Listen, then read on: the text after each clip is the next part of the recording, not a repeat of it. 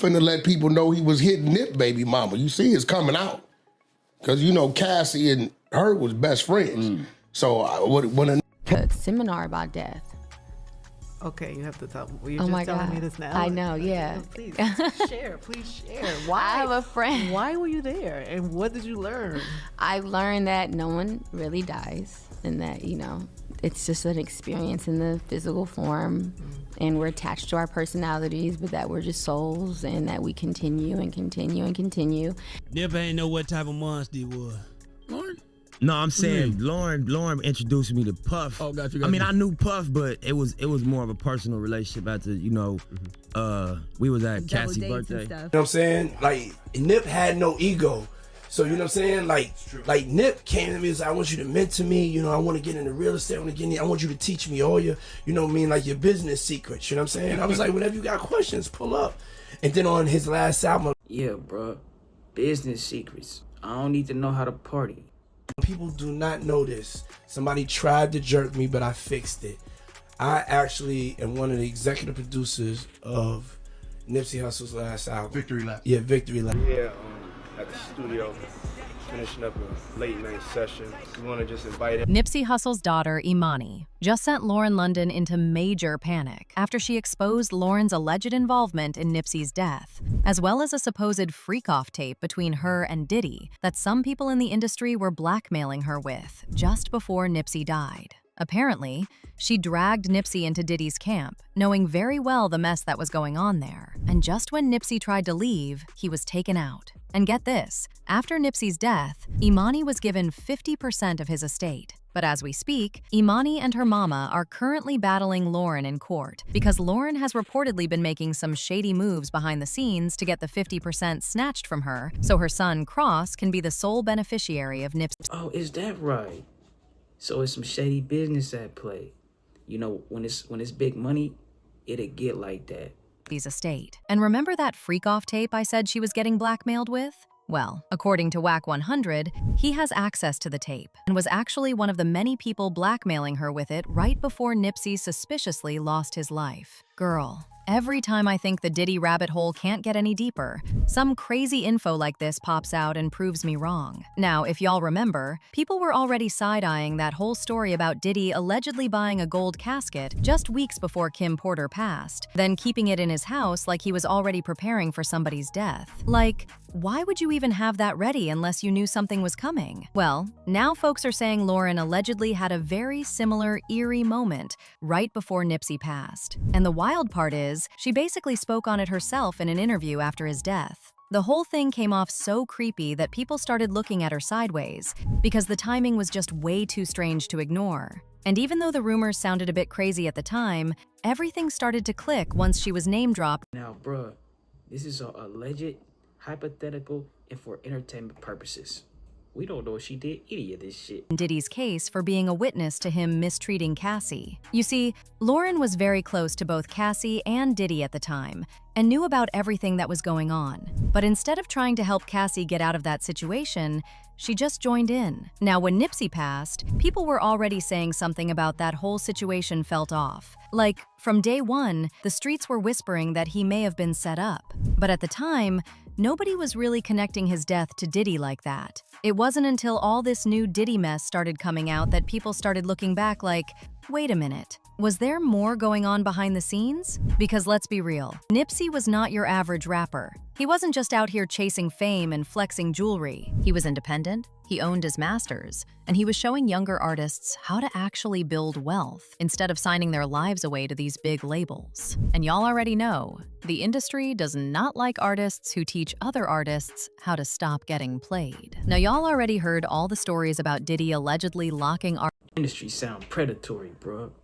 I will say, we do hear the weirdest stories about it. artists into bad contracts and eating off their money for years. So somebody like Nipsey, who was moving independent and teaching others to do the same, was the complete opposite of what someone like Diddy would allegedly want in the industry. And this is where Lauren comes into the picture. In an old interview Nipsey did with The Breakfast Club, He said he didn't really know Diddy like that until Lauren introduced them. Now, people are side-eyeing that because Lauren and Diddy had allegedly been close for years. So the question folks keep asking is, why would she push Nipsey into Diddy's circle if she already knew what type of industry games were being played?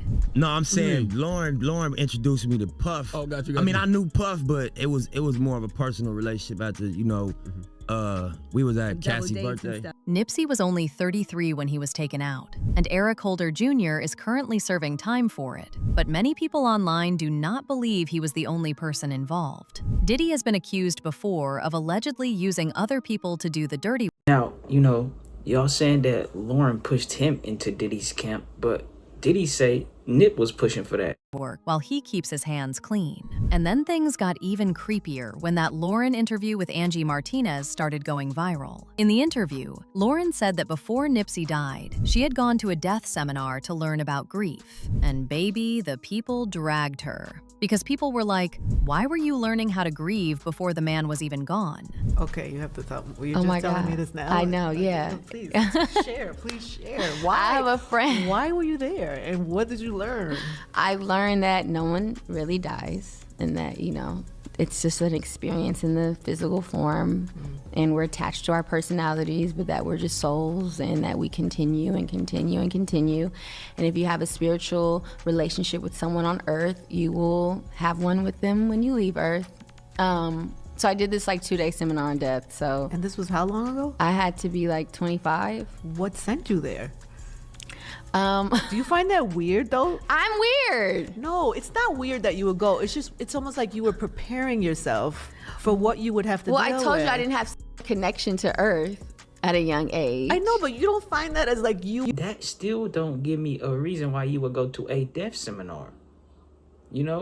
That's strange. I ain't gonna lie. Now my ears open. You were preparing yourself for what you were gonna have to deal with. Well, that we're all gonna have to deal with. And then people brought up how Diddy wasn't originally involved in Nipsey's career like that. But after Lauren helped connect them, suddenly Diddy was in his life. He ended up being connected to Victory Lap, Nipsey's final album, and people started questioning whether that business relationship was really as innocent as it looked. At the time, people thought Diddy was just supporting Nipsey and showing love. But now that the public is looking at Diddy differently, people are revisiting that whole situation and wondering if the business deal was actually a trap. Some are even saying Diddy allegedly drained Nipsey's energy and used him for something darker. And then Gene Deal added another layer to it when he claimed Nipsey came to Diddy wanting Victory Lap to have the same kind of feel as Biggie's Life After Death. And y'all already know Life After Death was released after Biggie passed, so people started saying there was some heavy spiritual energy tied to that album. Nip had no ego. Nip antenna should have went up right there. Yeah, I'm out, bruh. Fuck you talking about, man? Boy. So you know what I'm saying? Like Nip came to me and said, I want you to mentor me, I want to get into real estate, I want you to teach me all your, your business secrets, you know what I'm saying? I was like, whenever you got questions, pull up. And then on his last album, people do not know this. Somebody tried to jerk me, but I fixed it. I actually am one of the executive producers of Nipsey Hussle's last album. Victory Lap. Yeah. Taking a spiritual person who's asking for something. He said, I wanted that same feel as life after death. That same feel was that Biggie got rich. And he went on to sell about 10 million albums. Or 10 million copies. I was saying, you gotta watch what you say to demons. Because it just might come true. But it doesn't stop there. Because even after Nipsey's death, Lauren allegedly still kept doing shady things, but this time she is supposedly doing it to his eldest daughter, Emani. You see, prior to his son Cross with Lauren London, he had a daughter, Emani Dior Ascadome, with ex-girlfriend Tanisha Foster. In November 2023, both children were named the sole beneficiaries of his $11 million estate, each receiving a 50% share. Now, we all thought things were great from this point on. I mean, Emani got her cut, and Lauren's son got his too. But no, things got really messy when Imani's mom, Tanisha Foster, filed legal documents claiming that Nipsey's family frequently demonstrated their disdain for Imani's mother in favor of Lauren London. And guess what? Lauren did nothing to stop this. In fact, it was reported that she was in support of their behavior. Apparently, Lauren convinced Nipsey's family to use their financial position and influence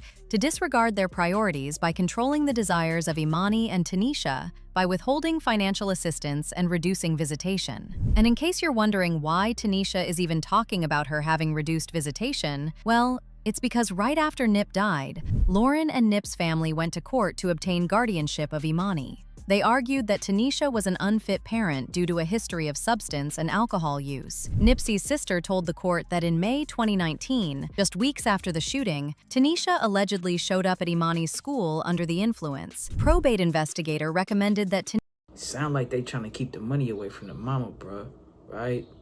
Yeah, type shit. Tanisha not be appointed guardian due to alleged issues with alcohol, being unemployed at the time, and having no stable housing. The investigator also noted that Tanisha struggled with periods of homelessness and refused to identify her boyfriend at the time or any other people she lived with. In October 2019, a judge— Because y'all trying to keep the damn money.